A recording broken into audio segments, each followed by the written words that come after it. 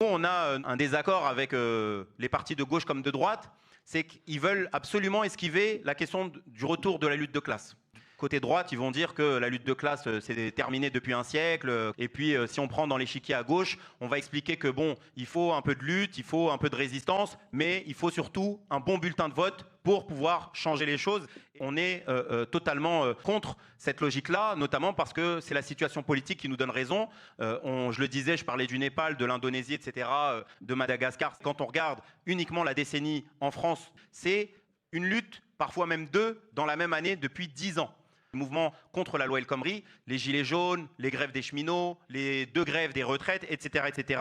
Oui, la lutte de classe, elle est bel et bien présente en France. Et on voit une chose dans cette affaire Sarkozy, c'est la radicalité qu'exprime une large partie du bloc bourgeois jusqu'au ministre de l'Intérieur. Je ne sais pas pour quel jeune de quartier populaire au moment des révoltes de Naël, je ne sais pas pour quel gilet jaune, je ne sais pas pour quel écolo qui est parti repeindre une devanture de chez LVMH, etc. On est parti chercher le passé des magistrats qui ont porté ces condamnations. Par contre, pour Nicolas Sarkozy, on va aller fouiller et on va aller traquer en fait les juges jusqu'à parler de juges bolcheviques, de juges communistes, etc.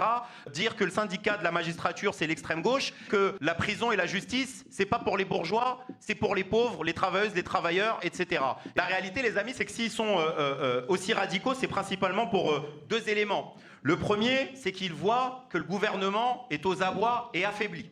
Et dans une telle instabilité que c'est compliqué pour eux de régler la situation par en haut. Ce n'est pas uniquement nous qui le disons. Sébastien Lecornu lui-même, il a déclaré qu'il était le Premier ministre le plus faible de la Ve République. Et la deuxième raison, les amis, de cette radicalité, c'est que la bourgeoisie, elle voit bien qu'il y a un retour de la lutte de classe qui s'exprime autour de la journée du 10, du 18, mais également par l'esprit revendicatif qui accompagne cette rentrée de mobilisation. D'ailleurs, c'est assez intéressant parce qu'on voit comment même un siècle après la révolution russe de 1917, comment ils sont parasités par le spectre de la révolution russe, par l'impact du marxisme, du communisme ici en France. Et je pense que si les bourgeois le revendiquent avec autant de crainte, ça veut dire qu'il faudrait quand même beaucoup plus revendiquer le communisme ici en France pour lutter.